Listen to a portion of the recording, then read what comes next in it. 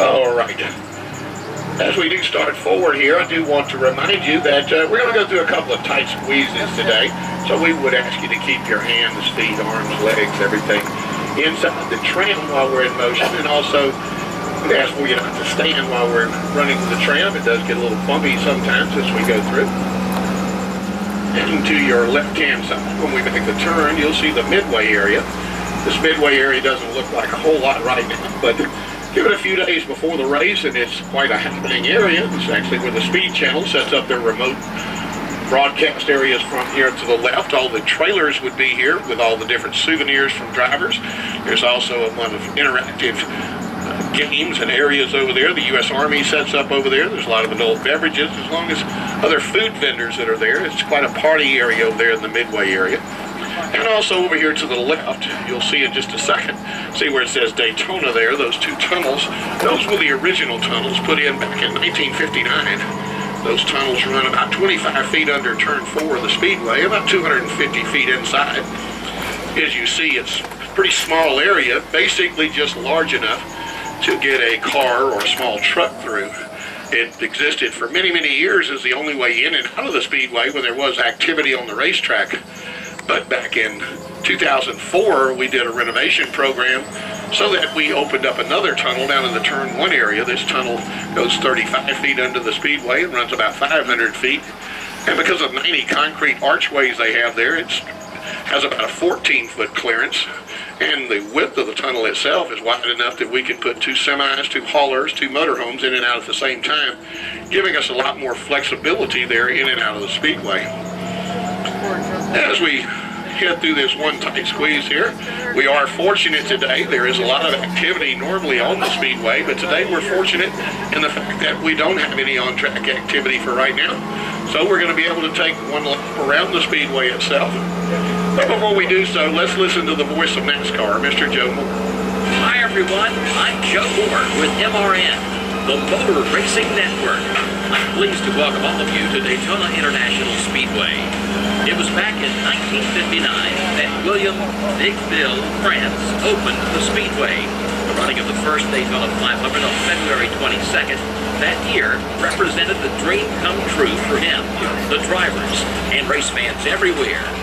41,000 people attended that historic race, and since then, Daytona International Speedway has become an American institution. In conjunction with Daytona International Speedway, the International Speedway Corporation is also responsible for owning such featured tracks as Talladega Superspeedway, Auto Club Speedway of Southern California, as well as Richmond International Raceway, just to name a few. And welcome to Daytona International Speedway. The Speedway itself started with groundbreaking back in November of 1957. Didn't take them all that long, considering the technology of the day, to complete the Speedway itself, as it was ready for the first running of the Daytona 500 in February of 1959. The Speedway property that we're on is 480 acres, of which 180 of those acres are inside this walled area you'll see over here to our right. The track we'll be going around today, the tri-oval portion, is 2.5 miles. It is a tri-oval rather than a conventional oval. And the rationale for that basically is because of the fact that we had a neighbor here for many years next to us, the Daytona Kennel Club, which they had dog racing at. We had to do a front stretch configuration different from a true oval. The tri-oval configuration, when we come from 4 behind us down here to the start-finish line, is actually bending to our right. But from the start-finish line down to turn 1, it's actually going to bend back to our left. This portion of the tri-oval, although it's a straightaway, it's not straight, obviously. It actually has a bend and is 800 feet longer than the back straightaway that we'll see in just a minute or two. Here at the start-finish line, it is 18 degrees of banking here. The flag stand you see there is 22 feet up above the Speedway. What we're going to do in just a second, we're going to pull up to a stop here, give you an opportunity to hop off for just a second. If you would hop off to our right when we do come to a complete stop. We'll give you a minute or two to step up there and get a picture here at the start-finish line. Again, be very careful. It is 18 degrees of banking, and it does have quite a bit of steepness to it.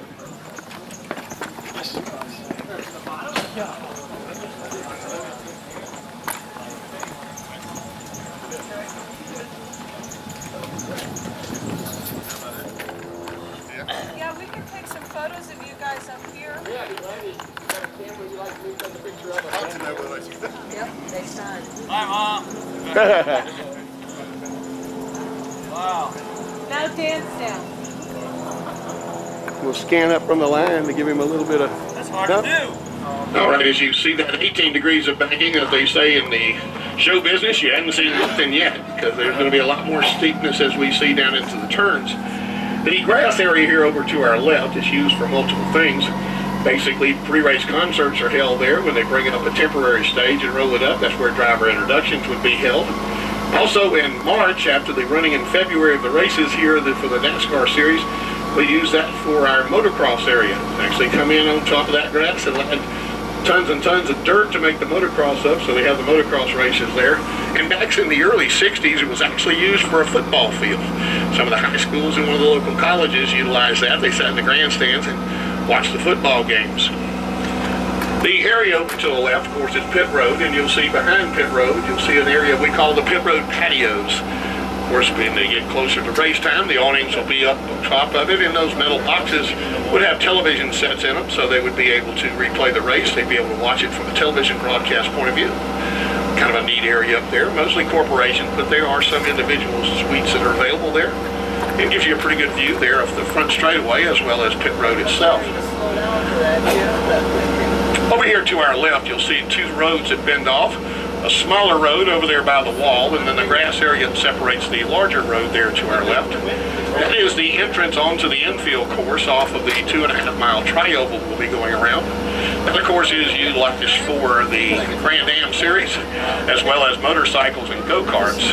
When they bend onto that portion of the track, you'll see it makes a hard left-hand turn, goes down to what we call the International Horseshoe Turn, or the Pedro Rodriguez turn, makes a big U-turn down in that area, and then comes back up this way.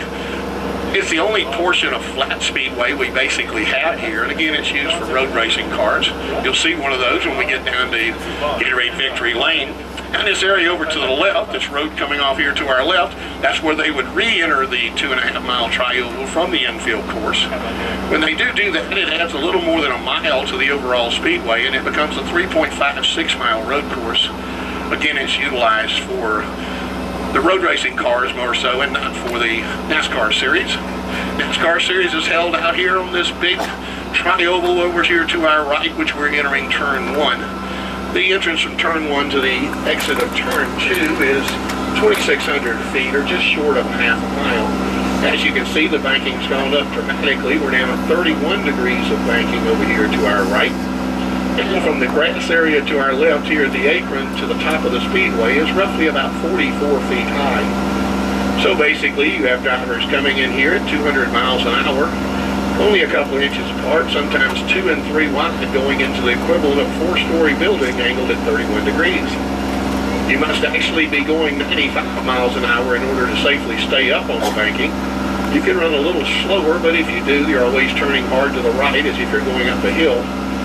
But when you see a caution flag out, the drivers coming around here, you know they're doing 100 miles an hour because it's comfortable for them at 100 miles an hour to stay up on the racetrack. And of course, a lot slower than the 200 they're used to coming in here on. And sometimes you'll have them as they fight 2 and 3 wide. There'll be a couple of drivers fighting for the same piece of real estate. If that was to happen, there's a likelihood that one of them would end up in that outside wall that you see to our right. And lucky for them, that is the safer barrier, all built in the interest of safety for the drivers. If you happened to watch the Charlotte race about a month ago, you would have seen the safer barrier at its utmost as Jimmy Johnson got into the safer barrier there, and it showed exactly on video exactly how the safer barrier works. That inner wall that we see that's closest to us there is about 4 feet high, and it has 9 miles of steel reinforced tubing inside of it. The middle area between the two walls is about 2 feet wide, and it handles the foam paneling that's in between those two walls. And then finally, the outside concrete wall that is established there has been here before we built the safer barrier back in 2004. So when the car does get up into that area, the safer barrier, which stands for steel and foam energy reduction, first you have that first wall that has a steel tubing in it that tends to flex and take away energy from the crash. Secondly, you have the foam panels in between the two that would then compress all the way to the outer wall, and then the outer wall would stop the impact of the car. Of course, it was put in 2004 here. We weren't the first racetrack to have the safer barrier, but we were one of the first, and it is now required in all NASCAR tracks in the curve areas and also some of the infield areas or the inside wall areas where they would have a tendency to have a harder impact. We are now leaving the turn 2 area, heading down these 3,000-foot super stretch. Hold on for just a second, please.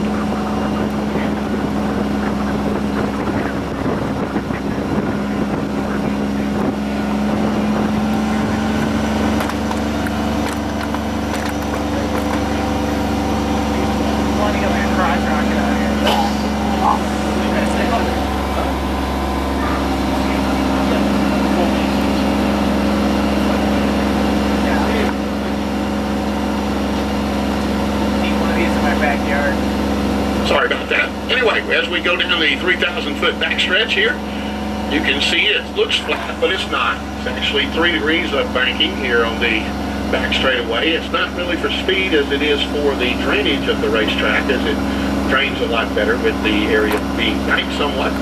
And over to the right, you'll see the super stretch grandstand started building in 1994. When we did that, there was roughly about 4,000 seats in that area. As you can see, it's grown through the years to where we have a little more than 46,000 here on the back straightaway, which is a tiny long Bobby Allison grandstands. That, of course, does not include the suites that are up above the grandstand area itself.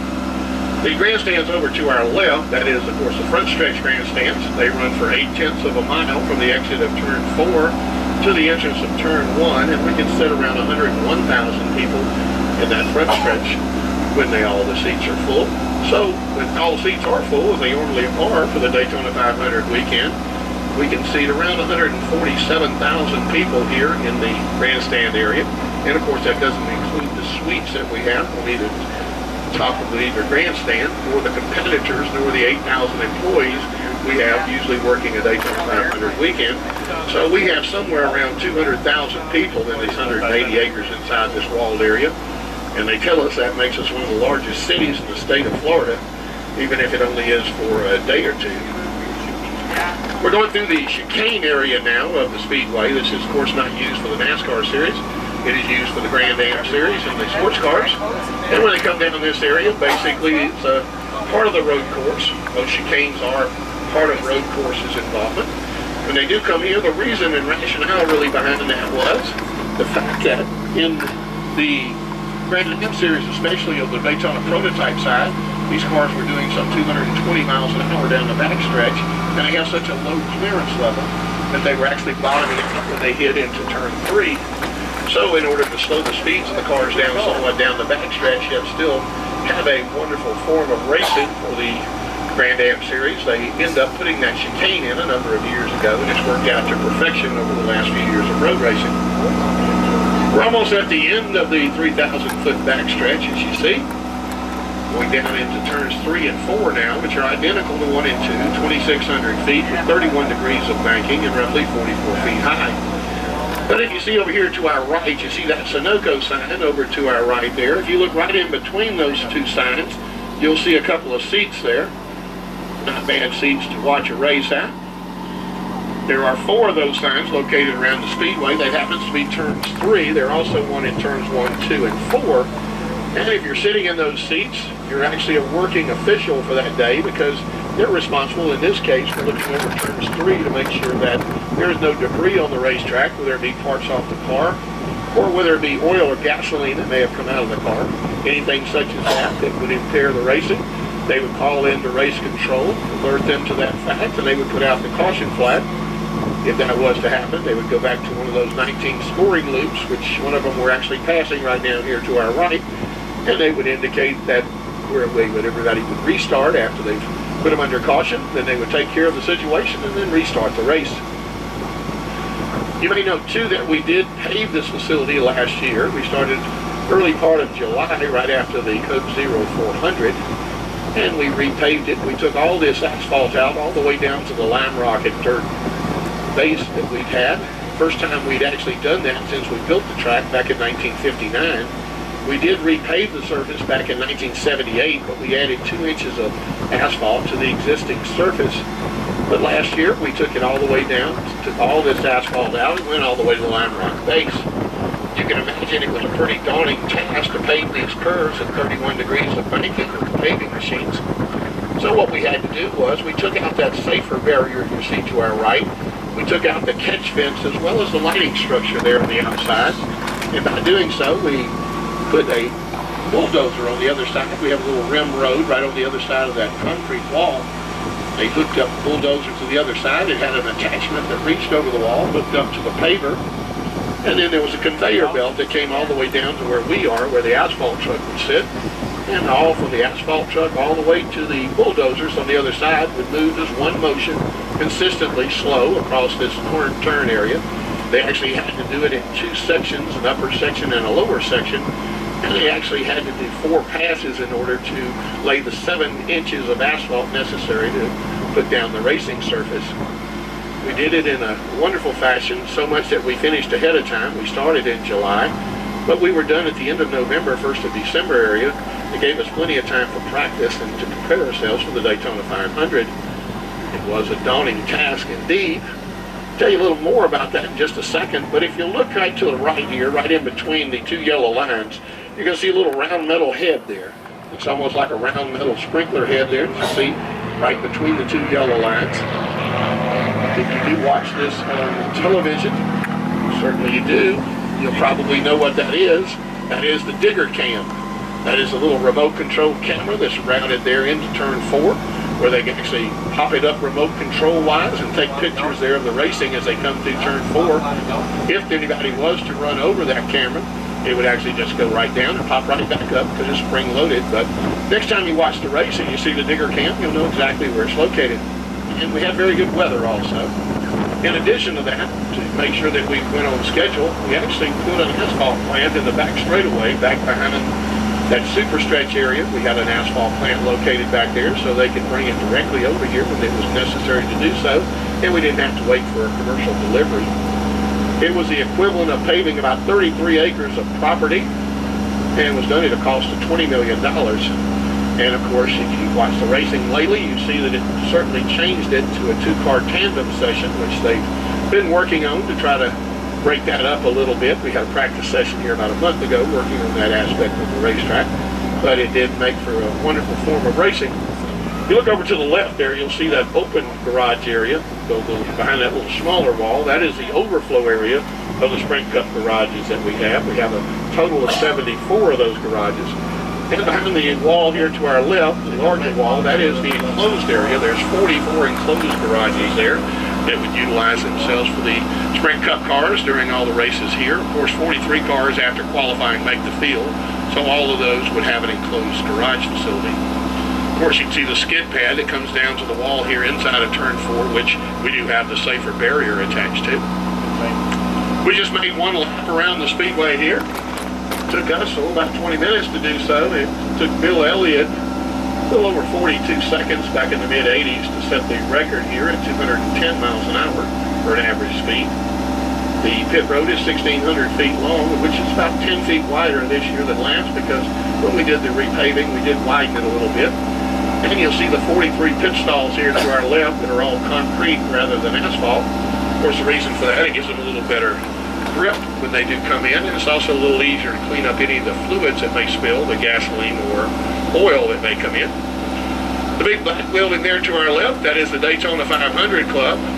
And we're going to do the turn that every driver wants to do when they're here. That is, take that big left-hand turn behind the pit road wall and head down to Gatorade Victory Lane.